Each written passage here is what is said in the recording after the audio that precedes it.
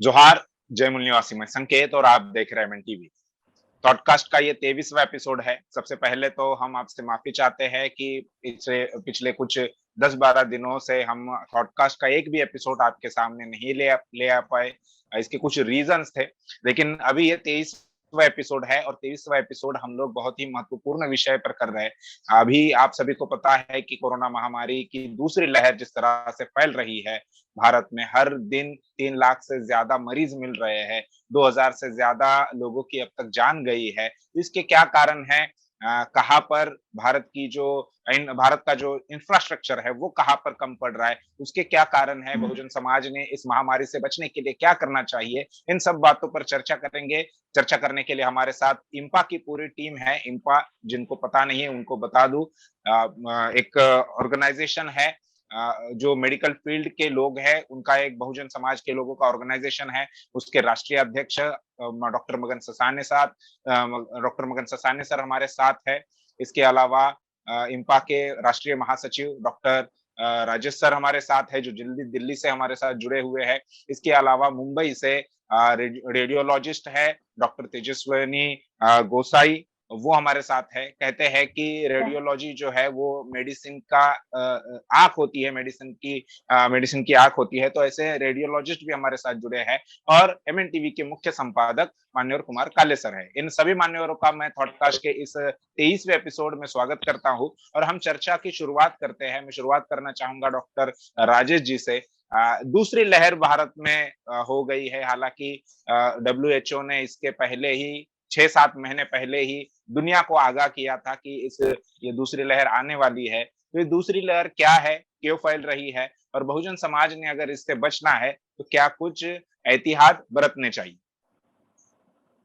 जब पहली बार जब कोविड इन्फेक्शन भारत में आया था, जी, तो उसके बाद में दोबारा भी ये आ सकता है। इसके बारे में संज्ञान में पहले लिया जाना चाहिए था और इसके बारे में डब्ल्यूएचओ ने भी जानकारी दिया था। जी, दोनों में कंपैरेटिव लेवल से अगर देखेंगे तो पहले जो इन्फेक्शन था, इस दर से नहीं फैल रहा था जिस दर से अभी फैलता हुआ दिखाई दे रहा है। जी, क्योंकि उस समय मैक्सिमम लोग जो माइग्रेट हुए, उसके बावजूद इन्फेक्शन उस लेवल पे नहीं था, क्योंकि बाहर से इन्फेक्शन जो आया हुआ था वो कम्युनिटी स्प्रेड नहीं हुआ था।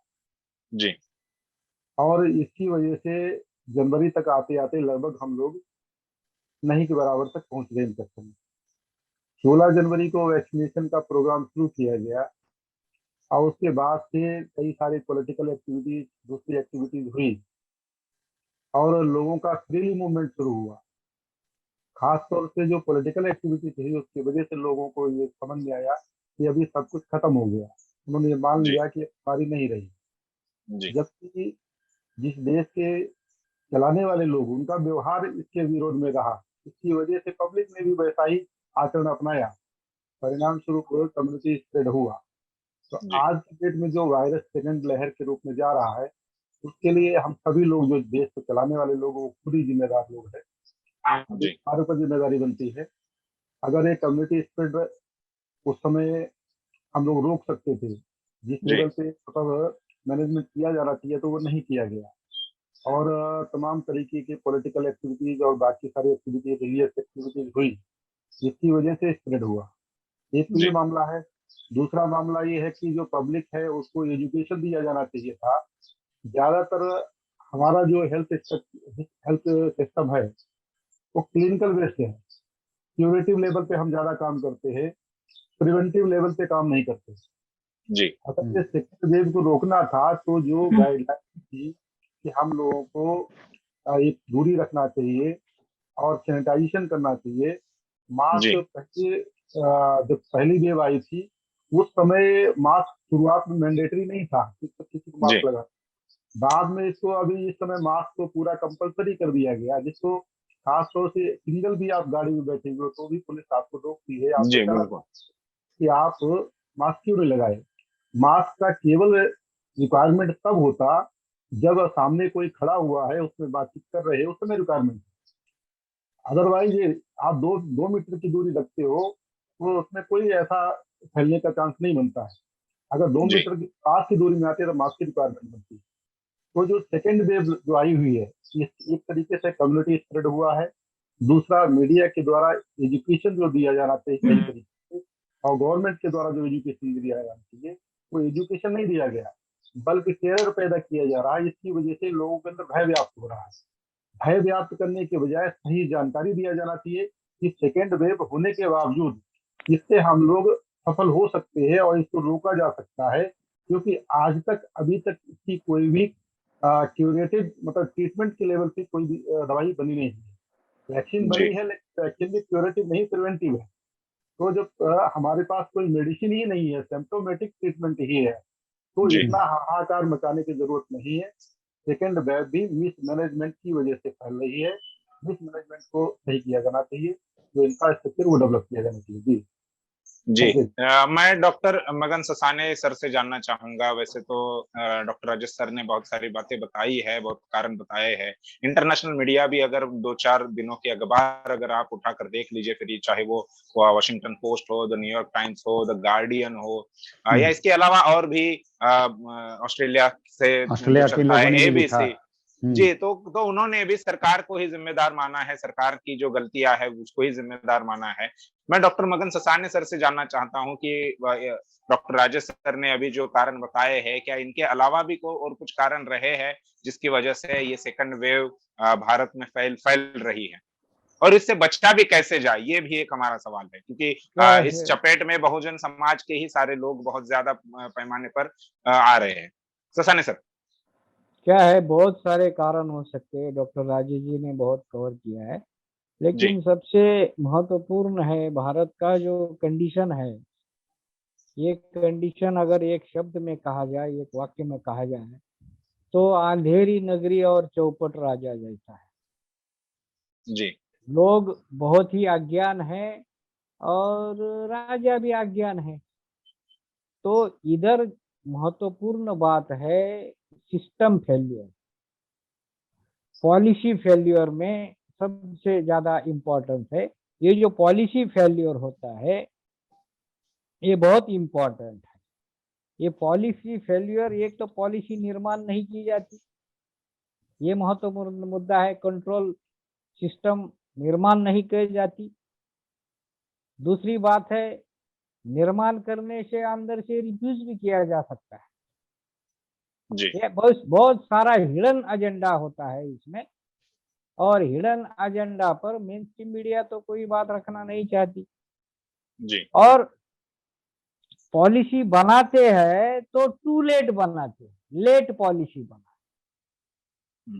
लेकिन अभी तक अगर हेल्थ केयर सिस्टम का हमने अध्ययन किया तो लेट भी अभी तक पॉलिसी, हेल्थ पॉलिसी बनाया नहीं है। जी इसका जीता जागता सबूत है ऑक्सीजन। ऑक्सीजन अभी नहीं मिल रहा है। केवल कोरोना से लोग नहीं मर रहे हैं, बेड नहीं मिल रहा है, ऑक्सीजन नहीं मिल रहा है। दवा का रोल तो इतना अहम रोल नहीं माना जा सकता कोरोना में, क्योंकि कोरोना के लिए दवा अब तक है ही नहीं। केवल जी कोरोना के लिए दवा अभी तक है नहीं है। तो इस तरह से ये जो फेल्योर माना जाता है, ये सिस्टम फेल्योर माना जा सकता है और पॉलिसी फेल्योर माना जा सकता है। अगर कम से कम शब्दों में कहा जाए तो ऐसा कहा जा सकता है, भारत की सरकार और भारत के लोग ये अलग रेस के हैं। ये कारण स्ट्रांगली मुझे दिखाई देता है और ये सही है। तो इस तरह से मैं इसको देखना चाहता हूँ और जी देख जी जी देख रहा हूँ। जी ये बहुत इम्पोर्टेंट है जी। तो ज्यादा क्लैरिफिकेशन मैं नहीं, वक्त के हिसाब से नहीं करना चाहता, जी लेकिन ये हमारे पास सिस्टम फेल्यूर है। और इस पर कास्ट बेस्ड लोग ज्यादा मर रहे हैं, रिलीजियस बेस्ड लोग ज्यादा मर रहे हैं, और रेशियल सिस्टम से जो अफेक्टेड लोग हैं वो ज्यादा मर रहे हैं। इसलिए ऐसा कहा जा सकता है ये फैक्टर, हिडन फैक्टर इसमें काम कर रहा है। ये एक मूल कारण है पॉलिसी फेल्योर का, ऐसा मुझे दिख रहा है। क्योंकि भारत में पैसे की कोई कमी नहीं है।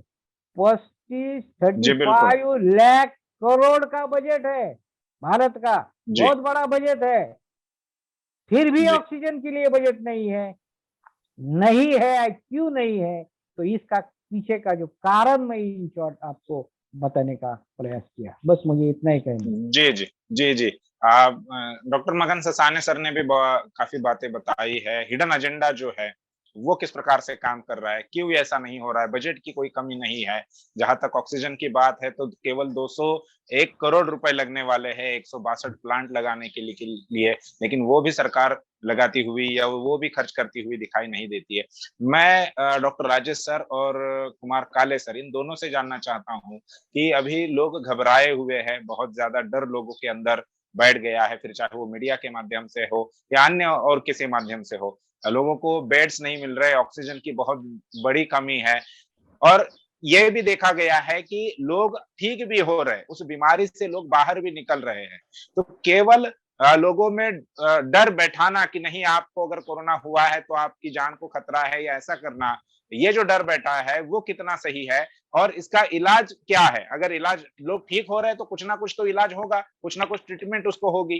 तो क्या ट्रीटमेंट दी जा रही है और क्या इसमें सुधार करने की जरूरत है, ऐसा आपको लगता है?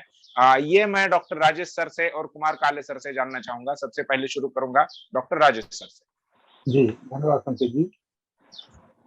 जब पहली बार जब कोविड आया था जी उस समय हमको टेस्टिंग करने की ज्यादा जरूरत थी, क्योंकि तब ये बाहर से इंपोर्ट हो रहा था, क्योंकि लोगों को ट्रेस करना था, कम्युनिटी स्प्रेड उस समय नहीं था। जी और अभी जब सेकेंड वेव आया हुआ है, तमाम एक्टिविटीज हुई देश भर में जनवरी के बाद में, और जनवरी से पहले भी कुछ बिहार में उधर पॉलिटिकल चुनाव हुए थे। इसकी वजह से तमाम कम्युनिटी स्प्रेड हुआ। कम्युनिटी स्प्रेड होने के बाद में आरटीपीसीआर जो ट्रीटमेंट जो इन्वेस्टिगेशन किया जा रहा है, वो मास लेवल पे उसकी रिक्वायरमेंट नहीं थी, जी क्योंकि आप कम्युनिटी लेवल पे सभी को अगर टेस्ट करना चाहते हो, किसी को निकालोगे वो टेस्ट वो पॉजिटिव निकल के आएगा। सिंपल खांसी जुकाम बुखार का भी आदमी जा रहा है तो उसको टाइफाइड भी हुआ है या रेस्पिरेटरी इन्फेक्शन हुआ है, वो भी इन्वेस्टिगेशन के लिए जा रहा है, उसको आरटीपीसीआर पॉजिटिव आ सकता है, निगेटिव आ सकता है। फॉर जी एग्जाम्पल मान लीजिए एक परिवार के 10 लोगों ने टेस्ट कराया और 8 लोगों को पॉजिटिव आ गया, 2 लोगों को निगेटिव आ गया। अब पॉजिटिव लोग आए वो परेशान है कि हम बचे कैसे, नेगेटिव लोग इसके लिए परेशान है कि हम पॉजिटिव ना हो, इसके लिए बचे कैसे। जी जबकि दूसरे कोई कॉम्प्लिकेशन उस समय नहीं है, उनको सही अगर एजुकेशन हो।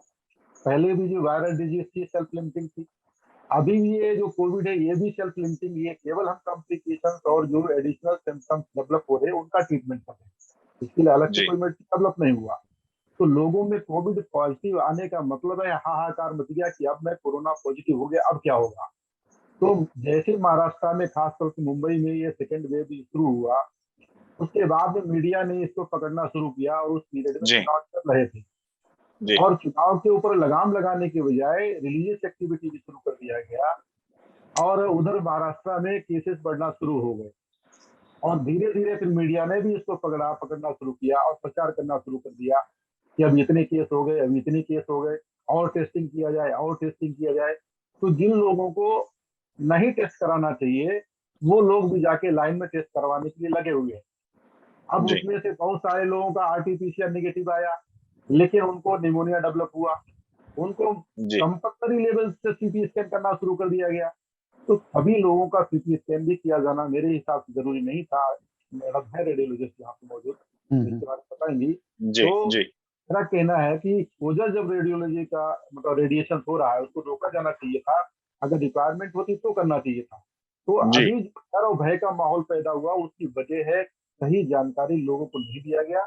सेल्फ लिमिटिंग डिजीज है और सिम्टम्स के आधार पे इसका ट्रीटमेंट किया जा सकता है। अगर सिम्टम्स डेवलप हो रहे हैं, कॉम्प्लिकेशन डेवलप हो रहे हैं, उनका ट्रीटमेंट दिया जाना चाहिए। जो जी बुखार हुआ तो बुखार के लिए दवाई दिया जाएगा, वीकनेस हो रही है उसके लिए दिया जाएगा, और कुछ एंटीवायरल ड्रग भी दिया जा रहा है जिसका बहुत बड़ा कोई रोल नहीं है। जैसे रेड स्मिथ का बहुत हुआ खड़ा किया गया, आईसीएमआर ने पिछले साल अक्टूबर नवंबर में ही बोल दिया था कि इसका कोई रोल नहीं है, बावजूद इसके दोबारा फिर इसका इस्तेमाल किया जा रहा। कुछ लोगों ने इसके ऊपर ऑब्जर्वेशनल स्टडी भी किया हुआ है, उनका कहना है कि यूज नहीं है फिर भी इसका इस्तेमाल करने से वायरल लोड कम हुआ होता है। वायरल लोड कम होने से जो सिम्टम्स है वो कम हो जाते हैं। इसी तरीके जी से फाइव फ्लू और टाइम फ्लू, ये जो इन्फ्लुएंजा के लिए मेडिसिन यूज हो रही थी, इस मेडिसिन को भी इसी यहाँ पे यूज किया जा रहा है कि इस मेडिसिन को इस्तेमाल करने से वायरल लोड कम होगा। बल्कि ये क्यूरेटिव नहीं है, केवल सपोर्टिव मेडिसिन के रूप में लोग इस्तेमाल कर रहे हैं। ऐसे दूसरी भी कुछ दवाइयां सपोर्टिव लेवल पे इस्तेमाल की जा रही है। तो जो लोगों में डर और भय पैदा हुआ है वो गलत इंफॉर्मेशन की वजह से। लोगों को सही जानकारी दिया जाना चाहिए। अगर सिंपल खांसी जुकाम बुखार हुआ है तो अस्पताल में भागने की जरूरत नहीं है। घर में रहकर आपको क्वारंटीन होना चाहिए। घर में रहकर अपने जो हाउस होल्ड मेजर्स है उनको अपनाना चाहिए। ज्यादा से ज्यादा पानी पीना चाहिए और ये अपने आप ही धीरे धीरे ठीक हो जाएगा। लेकिन जैसे ही कोविड पॉजिटिव आया, अस्पताल का हम लोग दौड़ लगाते हैं। जिन लोगों जी को हॉस्पिटल में बेड की रिक्वायरमेंट थी उनको बेड मिला नहीं, जिनको नहीं रिक्वायरमेंट थी वो बेड पे चले गए। उन्होंने जिनको पहले पहले ऑक्यूपाई कर लिया बेड। मिसमैनेजमेंट हुआ और यही ऑक्सीजन की लेवल पे हुआ। क्योंकि ऑक्सीजन का कमी नहीं है, ऑक्सीजन का मैनेजमेंट जो है वो नहीं किया गया, जिसकी वजह से सारी प्रॉब्लम खड़ी हो रही है। यही कारण बराबर हाहाकार मचा हुआ है और कई जगह पे दिखाया जा शमशान घाट फटे पड़े हुए हैं, लाशें पे लाशें जलाई जा रही हैं। लेकिन मैं जिस जी एक हमारे यहाँ पे शमशान घाट रास्ते में पड़ता है, मैंने देखा वो खाली पड़ा हुआ, कुछ भी नहीं है। हाँ, जी जो डेड बॉडीज पहले जलाई जा रही थी उसी लेवल पे अभी भी जल रही है। लेकिन उसके जी दिन भर की फोटो इकट्ठा करके एक साथ दिखा दिया गया कि हाहाकार मचा हुआ है, तो लोगों में डर पैदा हुआ। वो जी डर पैदा करने के बजाय लोगों को सही एजुकेट किया जाना चाहिए था कि किसको जी हॉस्पिटल जाना चाहिए, किसको हॉस्पिटल नहीं जाना चाहिए, किसको एडमिट होना चाहिए, किसको नहीं एडमिट होना चाहिए। ये सही जी सही जानकारी दिया जाना चाहिए, नहीं दिया गया इसलिए परेशानी। जी जी संकेत। जी आ, मैं कुमार काले सर से जानना चाहूंगा दोनों सवाल। पहला सवाल हमारा ये था कि किस क्यों बढ़ रहा है, कौन जिम्मेदार है, और दूसरा सवाल ये है कि अभी जिस प्रकार से लोगों में भय का माहौल है, इसको लेकर क्या कहेंगे? संकेत, जो जानकारी डॉक्टर ससाने साहब और डॉक्टर राजेश साहब के द्वारा मिली है, और मैडम खुद एक रेडियोलॉजिस्ट है तो वो काफी सारे फाइंडिंग्स उनके पास है, उसके ऊपर बात करेंगे। मैं केवल दो बातें कहना चाहूंगा जी कि कोरोना भारत में आते आते कम्युनल भी हो गया और पॉलिटिकल भी हो गया। और भारत के कोरोना पर मेडिकल सिस्टम का कंट्रोल होने की बजाय इलेक्शन कमीशन का कंट्रोल हो गया। एक नया मामला हमारे सामने आया जी कि भारत के कोरोना को इलेक्शन कमीशन कंट्रोल कर रहा है, या कोरोना के फैलाव को रोकने में इलेक्शन कमीशन कामयाब हो रहा है।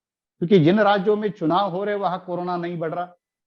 जी बंगाल जो सबसे ज्यादा, हम लोग ये कह सकते हैं कि भारत में गरीबी के लेवल पर अगर हम देखें तो सबसे ज्यादा गरीबी के शिकार लोग अगर उस एरिया में कई है तो बंगाल है, आसाम है।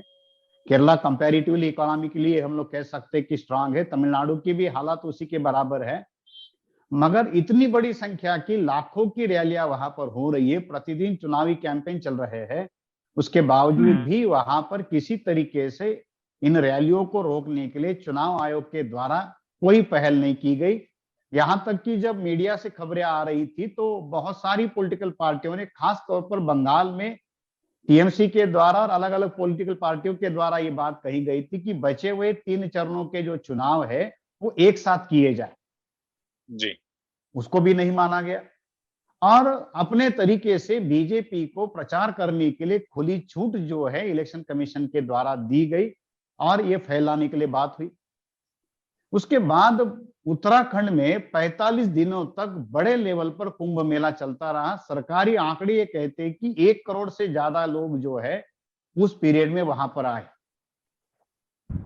जब दिल्ली में मरकज निजामुद्दीन में जब देश के अंदर 5000 से भी कम केसेस थे तो मरकज के लिए जहां इतना बड़ा हंगामा किया गया, देश भर में ढूंढ ढूंढ कर मरकज में शामिल हुए लोगों को क्वारंटाइन किया गया, उनकी इंक्वायरी की गई। और उसी समय में 1 करोड़ से ज्यादा लोग जो है एक रिलीजियस फंक्शन में आते हैं, उसके ऊपर कहीं किसी तरीके से कोई बैन नहीं लगाया जाता, क्योंकि वो कोरोना जो है गंगा में नहाकर पवित्र हो गया और उसकी जो सारी मतलब हम ये कह सकते हैं कि डैमेज करने की जो एफिशिएंसी थी गंगा में धोकर साफ हो।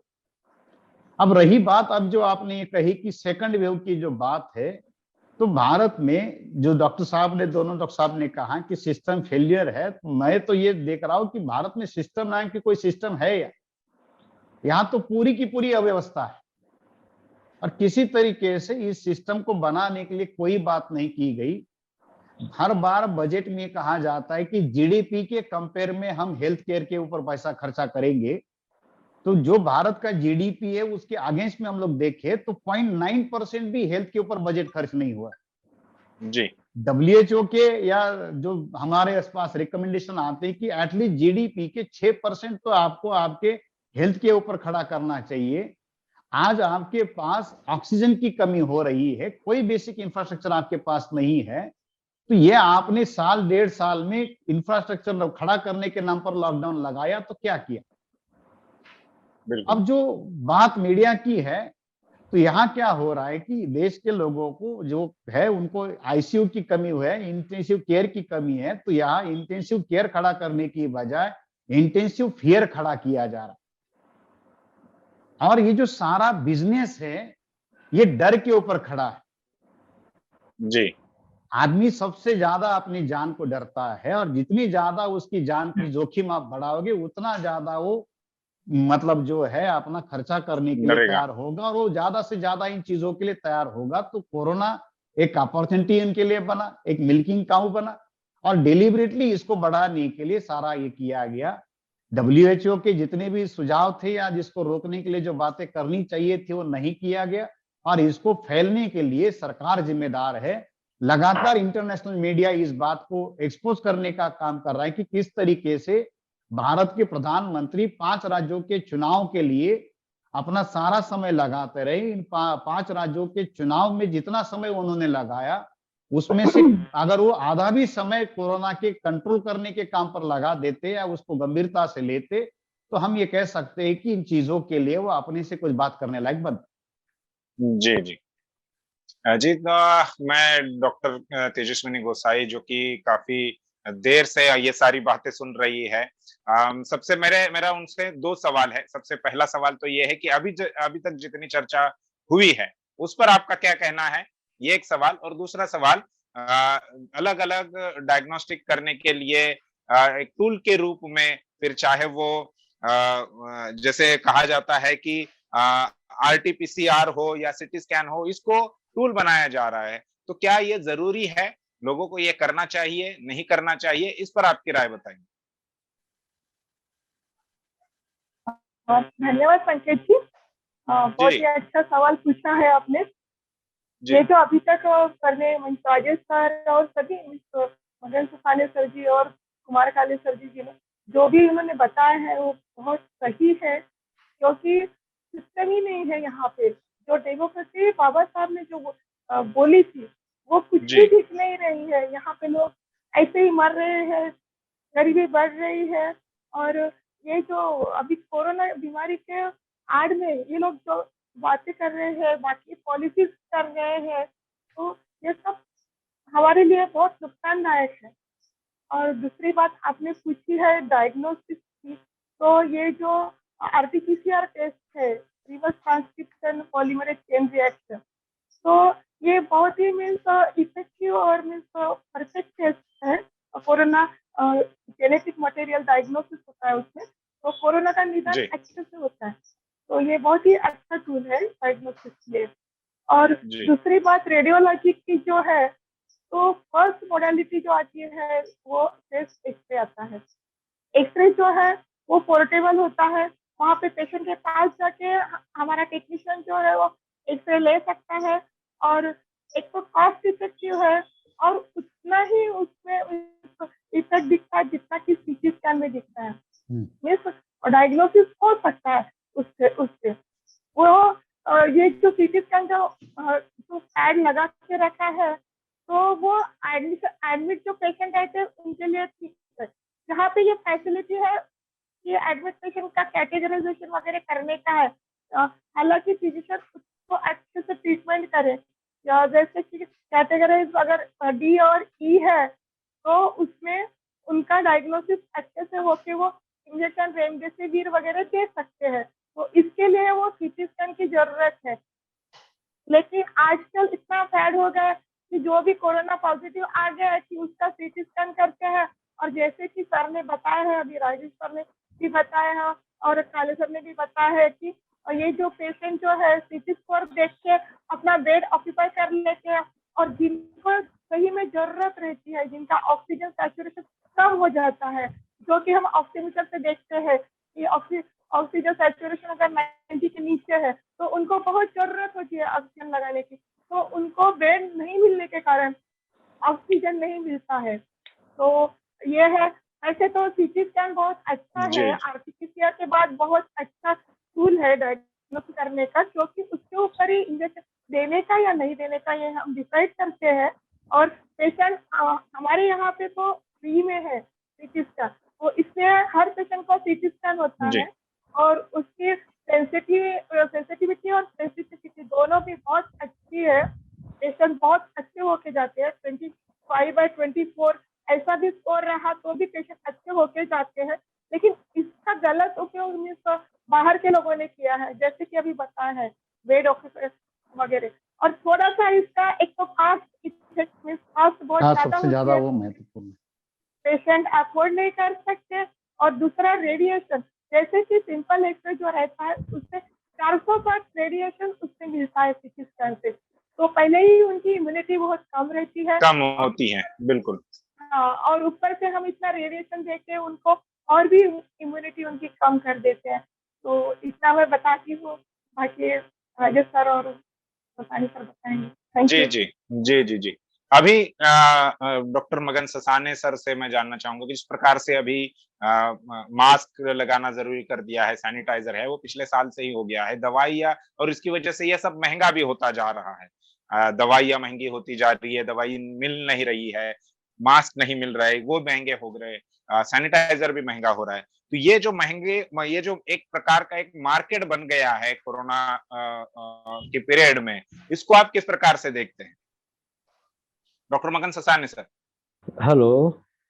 जी हेलो, हाँ, संकेत जी, ये जो कोरोना रिलेटेड जो प्रिवेंटिव मेजर के लिए जो सैनिटाइजर मास्क का जो मार्केटिंग हो रहा है, ये मार्केटिंग है और इससे ज़्यादा कुछ नहीं है।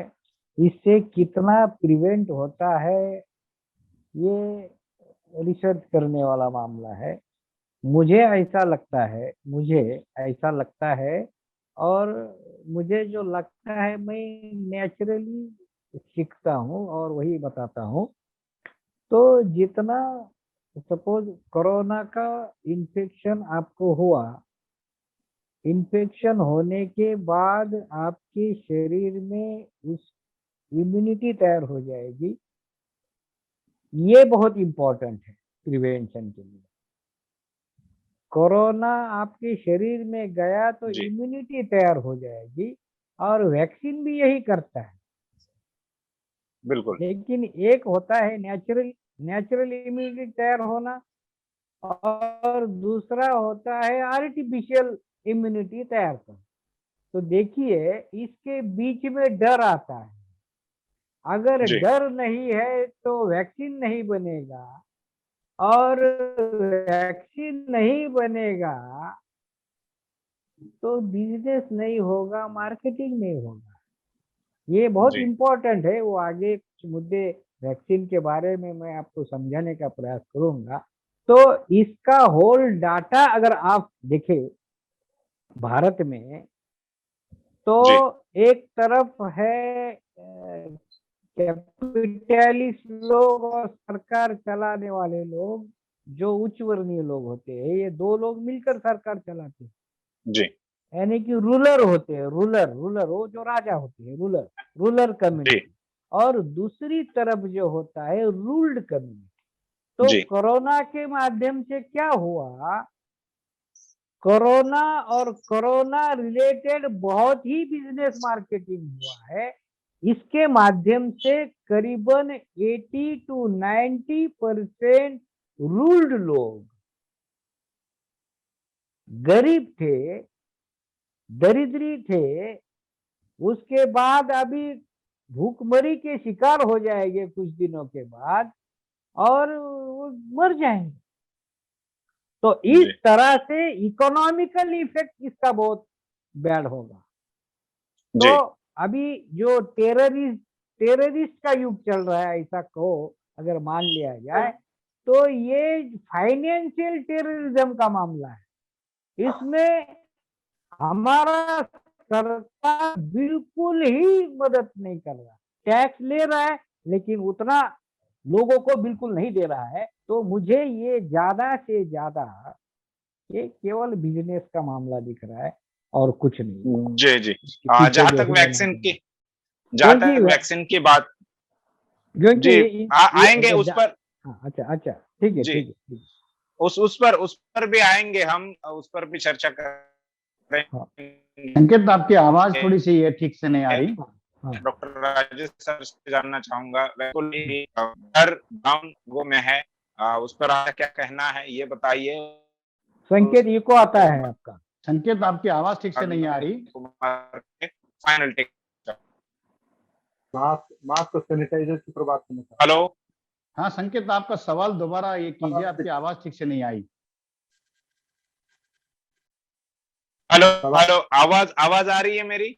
हाँ, अभी हाँ, अभी आ अब रही आ है रही है? आपसे। हाँ हाँ तो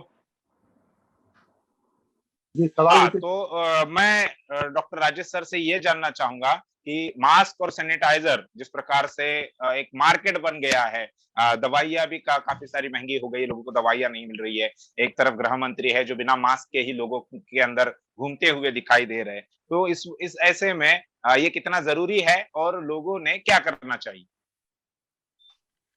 ये मार्च 2020 से पहले सैनिटाइजर के बारे में लोग जानते भी नहीं कि जी सैनिटाइजर क्या होता है। जी जी। और सिर्फ मास्क के बारे डॉक्टर लोग जानते होंगे हाँ, सिर्फ। मैं जी सर्जन नहीं हूँ, मैं फिजिशियन हूँ, और डॉक्टर मगन जी ससारे सर सर्जन है, उनके लिए जी ज्यादा यूजफुल होता है। जी यदि जाते हैं वहाँ पे सैनिटाइजर की जरूरत पड़ती है उनको, और हम लोग जी भी ओपीडी बैठते हैं वहाँ पे सैनिटाइजर इस्तेमाल करते हैं। मतलब डॉक्टर ही इस्तेमाल कर रहे थे, इससे पहले सैनिटाइजर कोई इस्तेमाल नहीं कर रहा था। जी और अभी इन्होंने सभी पूरी आम पब्लिक को सैनिटाइजर के रूप में इस्तेमाल करना शुरू करा दिया। सही मायने में जो सैनिटाइजर, अगर बहुत पहले के अगर गाँव देहात में कभी आते हैं तो देखा हो, तो लोग मिट्टी उठाते थे, मिट्टी से हाथ रगड़ के और फिर पानी से धुल लेते थे, वो भी जी ओमकार। बिल्कुल बिल्कुल। तो घर में साबुन बना हुआ है, वो साबुन से उससे बड़ा कोई सैनिटाइजर नहीं है। ये जरूरी नहीं है कि जी आप सभी लोग सैनिटाइजर का ही इस्तेमाल करें, साबुन से हाथ धोए जा सकते हैं और साथ धोने के लिए काम किया जाना चाहिए, क्योंकि इससे बहुत सारी बीमारियां आपकी रोकी जा सकती है। ये कोविड की भी रोकी जा सकती थी और दूसरी भी जी बीमारियां। तो साबुन का इस्तेमाल किया जाना चाहिए था, लेकिन सैनिटाइजर के लेवल पे बहुत ज्यादा प्रोपोगंडा किया गया। दूसरा, इसी तरीके से मास्क के लेवल पर एक पीरियड है शुरुआत में जो हुआ था, उसमें मार्केट से मास्क गायब हो गए और बहुत महंगे महंगे मास्क बिके, N95 के पीछे लोग पड़ रहे। जी अगर सिंपल मास्क लगाया जाए केवल और केवल, या अपने कपड़े बने का ही मास्क अगर लगाते हो, वो भी आपका उतना ही कारगर है। पहले मास्क केवल डॉक्टर्स लोग इस्तेमाल कर रहे थे, आम पब्लिक को इस्तेमाल करने की तब जरूरत है जब हम आमने सामने या भीड़ में कहीं जा रहे हैं, भीड़ में बात कर रहे हैं या किसी के सामने बात कर रहे हैं। अदरवाइज डिस्टेंस अगर 2 मीटर की रखी हुई है, तो हम कोई कफिंग या स्नीजिंग करते हैं या लंबी सांस लेते हैं, तो 2 मीटर से ज्यादा दूरी तक हम वायरस या किसी भी इंफेक्शन को नहीं फैला सकते। तो ऐसी परिस्थिति में मास्क की भी रिक्वायरमेंट उस लेवल पर है कि कहाँ पर आपका स्प्रेड हो सकता है, कहाँ पर नहीं स्प्रेड हो सकता है। तीसरा, जी मेडिसिन लेवल पे अगर कहा जाए, तो मेडिसिन में कोई भी कोरोना के लिए क्या छोड़ो, कोई भी एंटीवायरल ड्रग ऐसी नहीं है जो वायरल डिजीज के लिए सफिशियंट हो अभी तक। जितने भी बने, जी चाहे इन्फ्लुएंजा के लिए बनाया गया या दूसरी हम्म, हेपेटाइटिस के लिए बनाई गई या HIV के लिए बनाया गया, जो भी एंटीवायरल ड्रग्स बनाई गई है वो पूरी तरीके से क्यूरेटिव नहीं है। और इस कोविड के लिए तो कोई भी मतलब ऐसी मेडिसिन नहीं बना, बावजूद इसके अलग अलग मेडिसिन को अलग अलग टाइम पर 2020 मार्च से इस्तेमाल किया गया और कहा गया अभी इस मेडिसिन का फायदा है। वो सारा का सारा ट्रायल बेसिस पे चला, और रेड स्मिथ तो इस हद तक गई, 40-40 हजार, 50-50 हजार तक की बिकी। अभी कल का ही लखनऊ का दिखाई दे रहा था, एक लड़का लेकर खड़ा हुआ था, किसी महिला ने पकड़ा हुआ था की गाड़ी को, मीडिया पे दिखा रहे थे, उसके पास से बहुत सारी रेड स्मिथ पकड़ी गई। अब वो जी व्यक्ति बेचने के लिए लेके जा रहा, यानी ये काला बाजारी शुरू किया गया इस तरीके से, और डुप्लीकेट भी इंजेक्शन बेचे जा रहे हैं। तो बड़े पैमाने पे, जैसा सत्ताने सर बोल रहे हैं, मार्केटिंग और बिजनेस का मैटर है। ये एक बात कही जा सकती है, क्योंकि लोगों को सिम्टम से जो रिलीफ चाहिए उसके लिए जो प्रोपोगंडा हो रहा मीडिया के माध्यम से, लोगों को लगता है ये रेड स्मीर मिल गया तो वही हम बचेंगे, नहीं तो बचने वाले नहीं है। जबकि बचने के लिए सिंपल तरीका था कि अगर शुरुआती दौर में कोई भी हमको लक्षण महसूस हुए, होम क्वारंटीन होना चाहिए, और सिंपल खांसी जुकाम है उसके लिए सबसे ज्यादा से ज्यादा आपको पानी पीना चाहिए, सिट्रस फ्रूट जूस लेना चाहिए, और साथ साथ में हेल्दी फूड लेना चाहिए, न्यूट्रिशियस फूड लेना चाहिए। वो खुद ही अपने आप में इम्यूनिटी आपकी बढ़ाएगा। और बिल्कुल इन केस मान लीजिए कुछ सिम्टम डेवलप हुए हैं तो उसके लिए सिम्प्टोमेटिक ट्रीटमेंट घर पे लिया जा सकता था। अगर ऑक्सीजन सेचुरेशन नीचे जा रहा है तो उसके लिए फिर ऑक्सीजन की जरूरत थी और हॉस्पिटल में जाने की जरूरत थी, अदरवाइज जरूरत नहीं। कंटिन्यूअस मास्क लगाने से क्या हो रहा है कि लोग लगा के घूम रहे हैं, और वो डबल डबल मास्क लगाने से जो हम ऑक्सीजन मतलब ऑक्सीजन ले रहे हैं उसके बाद CO2 को छोड़ रहे हैं, वो CO2 दोबारा से इनहेल कर रहे हैं, उसकी वजह से लोगों को खांसी ठीक होने में लंबा समय लग रहा है। तो ये कंपलसरी मास्क नहीं होना चाहिए था, लेकिन लोगों को इसके बारे में सही जानकारी देना चाहिए था किस समय मास्क लगाना जरूरी है, किस समय लगाना जरूरी नहीं है, या मास्क के बजाय सिंपल कपड़ा या गमछा अंगोछा जो भी बोला जाता है उसको लगाया जा सकता है। ये चीजें की जानी चाहिए थी। मार्केटिंग एक हिस्सा हो सकता है और बड़ी और दूसरी भी चीजें हो सकती है, लेकिन बचाव का केवल एक ही तरीका है। हम लोग अगर बचना चाहते हैं तो सिंपल मेजर को अपना के हम लोग बच सकते हैं। जी, जी, बिल्कुल। जैसा आपने बताया कि मास्क पहनना कंपल्सरी, यानी भीड़-भाड़ के इलाके में अगर हम हैं तो ही ज़रूरी है। तो ऐसा लगता है कि देश में केवल 2 ही लोग कोरोना के बारे में ज़्यादा जानते हैं। एक तो प्रधानमंत्री है, जो कभी मास्क लगाते नहीं है, वो गमछा लपेटते हैं, और दूसरे गृह मंत्री है, वो लोगों में जो रैलियाँ कर रहे हैं, वो बिना मास्क के कर रहे हैं। कुमार काले सर से जी, जी। उनके पास सही जानकारी है इसलिए वो ऐसा कर रहे हैं। जी, जी, बिल्कुल, और वो सही जानकारी लोगों तक पहुँचाने का काम नहीं कर रहे, ये बड़ी दिक्कत हाँ की बात है। जी। मैं कुमार काले सर से जानना चाहूँगा वैक्सीन के बारे में, खासकर वैक्सीन का जो भय या वैक्सीन के बारे में बहुत सारा भ्रम फैलाया जा रहा है। उस वो क्यों है और उस पर आपका क्या कहना है? संकेत, देश भर में जो कोरोना का सेकंड वेव बड़े तेजी से फैल रहा है, जी, एक महामारी के रूप में इसका बहुत ज्यादा फैलाव हो रहा है, और अभी प्रतिदिन 3.5 लाख से ज्यादा के नए केसेस जो है ये देखने को मिल रहे हैं, और मिल लगभग रहे हैं। 2700 से लेके अभी ये आंकड़ा और ज्यादा बढ़ता जाएगा। तो एक बड़ी गंभीर परिस्थिति देश के अंदर निर्माण हुई है, जी, और इस गंभीर परिस्थिति के लिए अगर कोई जिम्मेदार है तो हम ये कह सकते हैं कि कोरोना कम जिम्मेदार है, सेंट्रल गवर्नमेंट इसके लिए ज्यादा जिम्मेदार है। क्योंकि सेंट्रल गवर्नमेंट का जो निग्लिजेंस है ये डेलिबरेट निग्लिजेंस रहा है, और उन्होंने बड़ी गंभीरता से इसके ऊपर निपटने की व्यवस्था करनी चाहिए थी, उन्होंने उसको फैलने दिया। जी, अब उसमें जो बात है कि वैक्सीनेशन को लेकर जो मामला है, लोगों के अंदर की जो बात है, तो पिछले 4 महीनों से लगातार वैक्सीन का कार्यक्रम चल रहा है। अभी आपको याद होगा कि जब ज्योतिराव फुले और बाबा साहब अम्बेडकर की जयंती पूरे देश भर में एक साथ मनाई जाती है, तो उसी पीरियड में उन्होंने टीका महोत्सव बनाया था, जी, और वो टीका महोत्सव बनाकर देश भर के लोगों को कहा था कि इन 4 दिनों में हम लोग जो है वो पूरा वैक्सीनेशन का जो है हाइप बढ़ाएंगे, और उसके लिए उन्होंने बड़ी जोरों से मशीनरी चलाई ताकि जो लोग हैं उस वैक्सीनेशन के कार्यक्रम में चले। जी, मगर इतने बड़े पैमाने पर सरकार के पास वैक्सीनेशन के लिए सारी व्यवस्था होने के बावजूद भी अगर हम देखें तो 8% भी हम लोग जो है वैक्सीनेशन का कार्यक्रम जो है पूरा कर नहीं पाए, और खास तौर पर 11 अप्रैल से 14 अप्रैल तक का जो वैक्सीनेशन के लिए टीका महोत्सव बनाया था वो भी पूरी तरह से फेल हो गया। उसमें जनता से किसी जी, तरीके से कोई उत्साह की भावना नहीं दिखी। अब लोगों में जी, वैक्सीन को लेकर बहुत ज्यादा क्यूरियोसिटी होनी चाहिए थी, और उसके लिए पहल करके लोगों ने जाना चाहिए था, क्योंकि हर कोई इस महामारी से बचना चाहता है।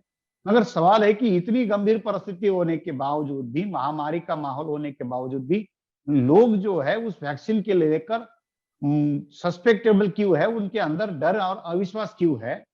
तो ये डर और अविश्वास के लिए सरकार जिम्मेदार है, क्योंकि सरकार ने वैक्सीन के अंदर के जो कंटेंट है उसके बारे में कोई जानकारी जनता को नहीं दी। जी, अब लोगों के अंदर ये अविश्वास पैदा होने का जो मूल कारण है कि उस वैक्सीन के अंदर क्या कंटेंट की जानकारी सेंट्रल गवर्नमेंट की तरफ से नहीं दी जा रही।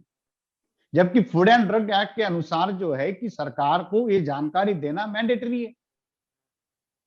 और जी। इसी जानकारी के छुपाने के कारण लोगों के अंदर उसके बारे में अविश्वास।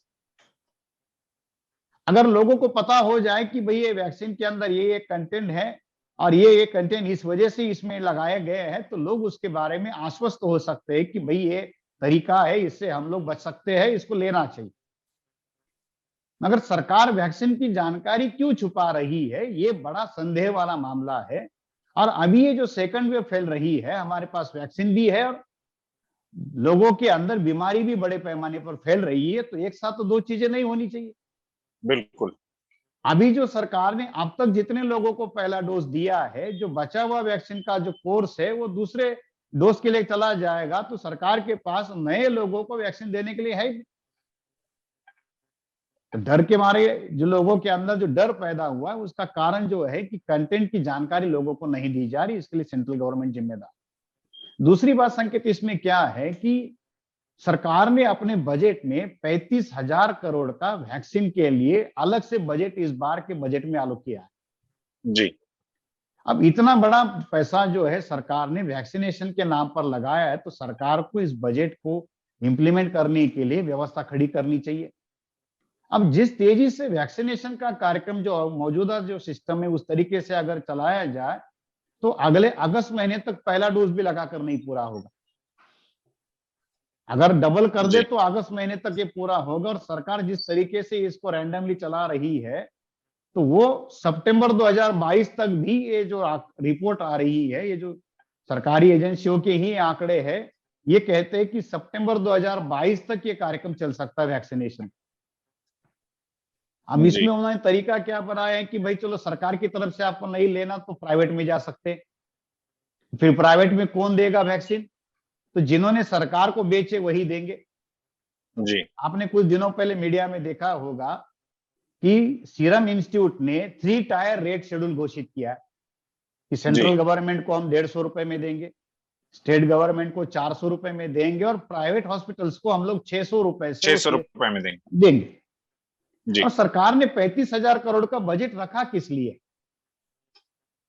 अगर हम लोग 35,000 करोड़ के बजट के हिसाब से अगर देखें, तो 150 रुपए के हिसाब से अगर सीरम ये वैक्सीन सेंट्रल गवर्नमेंट को दे रही है, तो लगभग 233 करोड़ वैक्सीन के डोज जो है वो अकेले सेंट्रल गवर्नमेंट के बजट से तैयार होते हैं। तो इतना ज्यादा स्टॉक जो है सेंट्रल गवर्नमेंट के पास में होगा, तो सेंट्रल गवर्नमेंट के कोर्स से ही सारे स्टेट को और पूरे भारत को, पैन इंडिया को हम कवर कर सकते हैं। तो स्टेट को या प्राइवेट में हमको देने की जरूरत ही नहीं। जी। अगर सरकार जो है ये बिजनेस करना चाहती है और बिजनेस करने वाले लोगों को बिजनेस करने के लिए अपॉर्चुनिटी देनी चाहती है, इसके लिए वैक्सीन का एक अलग से सिस्टम खड़ा किया गया। अब इसमें और दूसरी बात है कि वैक्सीन की कमी को बताकर विदेशी वैक्सीन को भी भारत में खुला मतलब बुलाने की भी बात चल रही है, उसके लिए भी ये बात हो रही है। तो ये सारा मामला जो है एक तरीके से हम ये कह सकते हैं कि सरकार इस बीमारी को बढ़ाने का काम कर रही है। वैक्सीन के ट्रीटमेंट मतलब वैक्सीन को ज्यादा बड़े पैमाने पर लोगों में लेकर जाना चाहिए। लोगों को वैक्सीन लेने के लिए आपको तैयार करना है, तो सख्ती करने की बजाय, डराने धमकाने की बजाय लोगों के अंदर उसके लिए विश्वास पैदा करने की जरूरत है। लोगों को विश्वास। अब विश्वास कैसे होगा? बिल्कुल तो विश्वास एक ही बात से पैदा हो सकता है कि उसके अंदर क्या कंटेंट है, आप उसको डिक्लेयर कीजिए, लोगों के अंदर उस बात का प्रचार कीजिए और लोगों को उसके लिए आप एश्योर कीजिए कि भाई इससे हम लोग जो है वैक्सीन से बच सकते हैं, तो लोग उसके लिए आगे आ सकते हैं। ये जो डर है वैक्सीन के बारे में, ये डर के लिए सरकार जिम्मेदार। जी बिल्कुल बिल्कुल। सरकार मतलब केवल मेरा जहां तक सोचना है, केवल कंटेंट ना बताना इस वजह से लोगों का सरकार पर या उस वैक्सीन पर विश्वास नहीं है, ऐसा नहीं है। बल्कि सरकार ने पिछले 5-6 सालों में जिस प्रकार से काम किए हैं, उसकी वजह से भी सरकार ने कहीं ना कहीं अपना विश्वास जो है वो जनता के बीच में खो दिया है। आखिरी जी आखिरी सवाल मेरा दोनों डॉक्टरों से है, तीनों डॉक्टरों से है। बहुत बात हमने ये तो कर ली कि ये बचा कैसे जाए, इस अगर ये बीमारी से बचना है तो क्या किया जाए, सैनिटाइजर है, मास्क है, या वैक्सीन के बारे में भी हमने बात की। लेकिन अगर हमें कोरोना हो गया, हम अगर पॉजिटिव आ गए, तो उसके बाद हमें क्या करना है? डॉक्टर राजेश जी, तीनों डॉक्टरों से मैं ये जानना चाहता हूँ ताकि जनता भी जान सके कि बचने के लिए तो ठीक है, लेकिन अगर हो गया बाय चांस तो फिर क्या करना है? मेरा ये कहना है कि अगर बचाव करना है, पहली बात तो जैसा शुरू में ही बताया मैंने कि जी, प्रत्येक व्यक्ति को आरटी-पीसीआर करवाने के लिए लाइन में लगने की ज़रूरत नहीं है। बिल्कुल।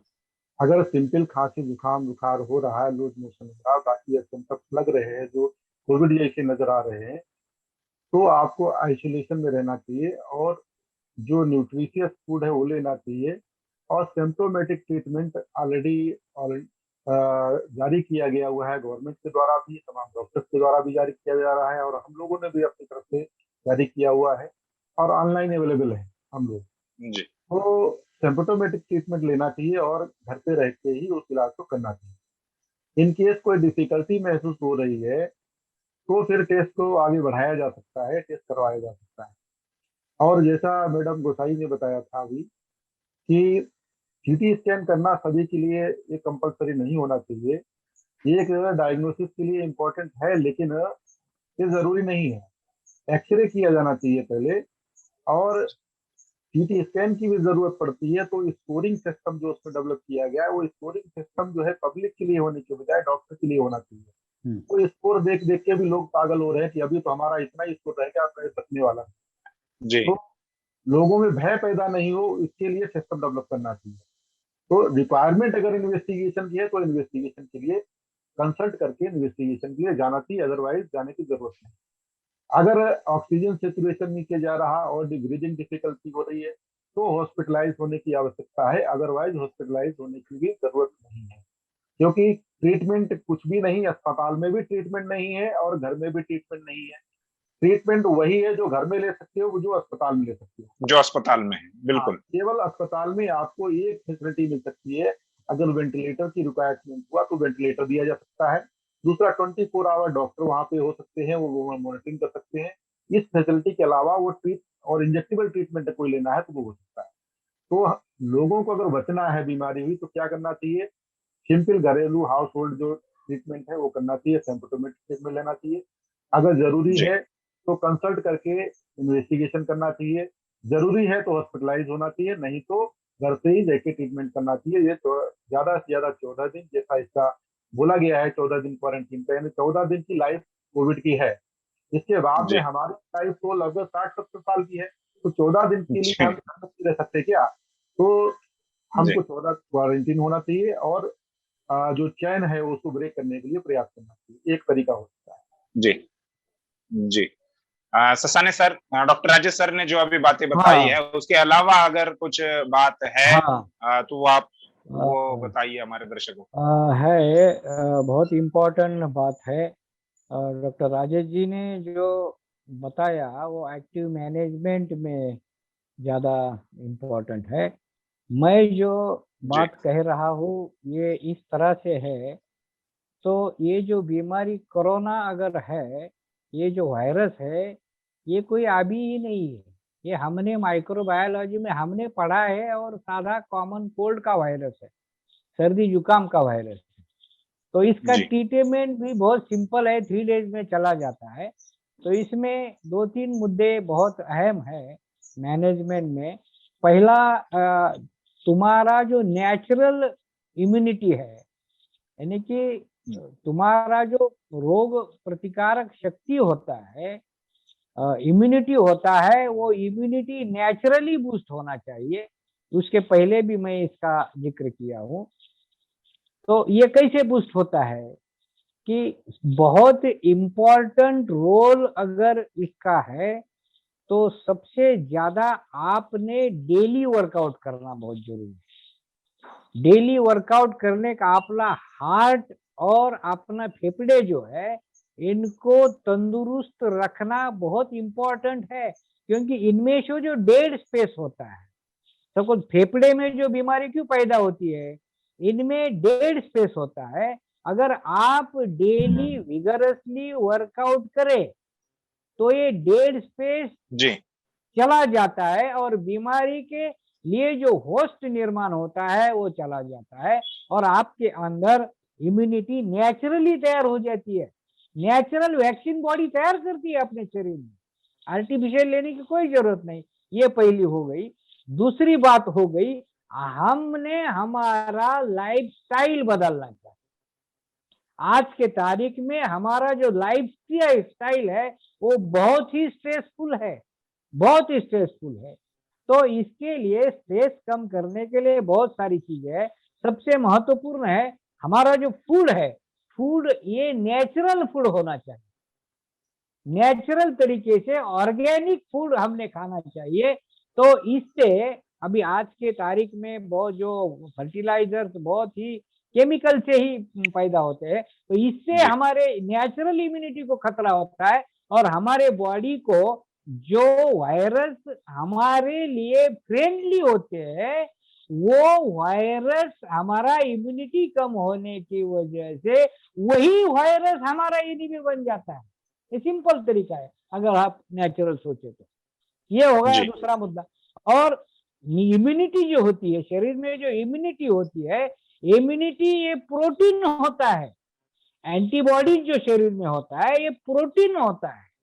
तो प्रोटीन अगर इम्यूनिटी है तो आपने प्रोटीन खाना चाहिए, हाई प्रोटीन फूड लेना चाहिए। ये बहुत इंपॉर्टेंट है। मैं तो कहता हूं आपका जो डाइट मैनेजमेंट है, डेली प्रोटीन, एक नॉन वेजिटेरियन प्रोटीन होना चाहिए और वेजिटेबल प्रोटीन होना चाहिए। दोनों डाइट हर रोज होना चाहिए। ये दो मुद्दा बहुत इंपॉर्टेंट। और तीसरा सबसे अहम मुद्दा है जो पूरे भारत को लागू है और पूरे दुनिया को लागू है, ये जो करप्ट सिस्टम काम कर रही है, ये करप्ट सिस्टम जब तक हम खत्म नहीं करते तब तक कोरोना का, एनी पेंडेमिक का मैनेजमेंट पूरा नहीं होता।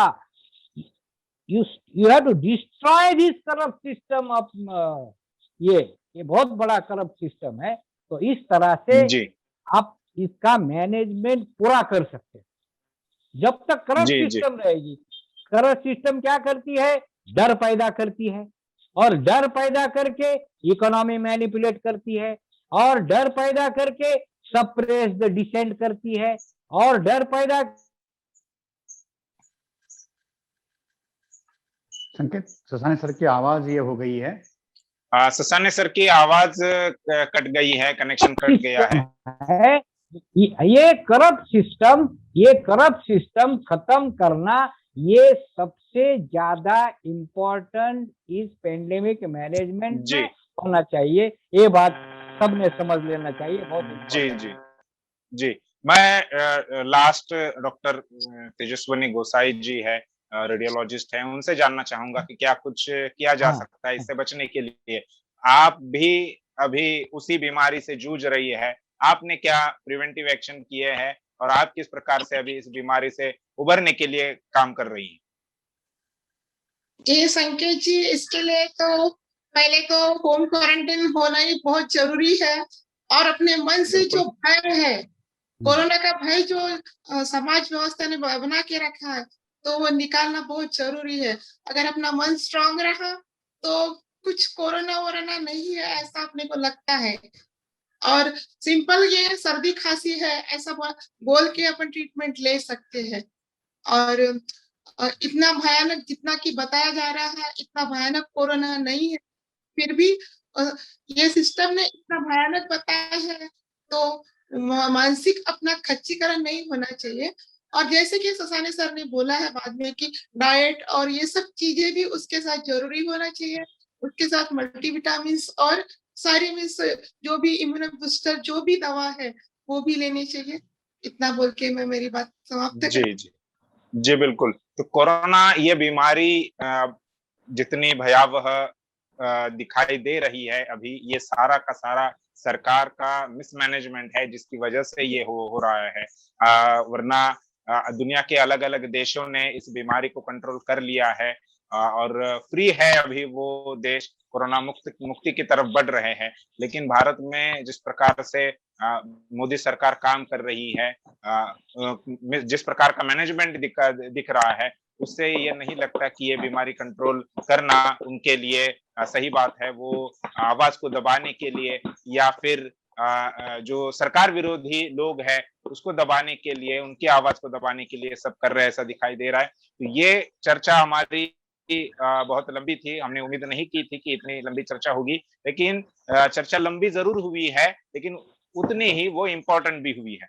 तो इन मान्यवरों का मैं आभार व्यक्त करता हूँ, खासकर डॉक्टर मगन ससाने सर जो कि इंपा के राष्ट्रीय अध्यक्ष है, जो पुणे से हमारे साथ जुड़े थे। इसके अलावा डॉक्टर राजेश कुमार सर जो दिल्ली से हमारे साथ जुड़े हुए थे, जो इंपा के राष्ट्रीय महासचिव है। इसके बाद डॉक्टर तेजस्वनी गोसाई मैडम जो मुंबई से हमारे साथ जुड़ी है थे, उनका मैं खास आभार व्यक्त करना चाहता हूँ एमएनटीवी की तरफ से, क्योंकि वो इस बीमारी से जूझ रही है, अभी भी होम क्वारंटाइन है, और उन्होंने हमें इस मुद्दे पर चर्चा करने के लिए समय दिया। उनका मैं विशेष आभार व्यक्त करता हूँ, और साथ में ही हमारे एमएनटीवी के मुख्य संपादक कुमार काले सर, इनका भी आभार व्यक्त करता हूँ। तो ये चर्चा हम अब यहीं पर समाप्त करते हैं। इसी प्रकार की चर्चा देखने के लिए एमएनटीवी के यूट्यूब चैनल को सब्सक्राइब कीजिए।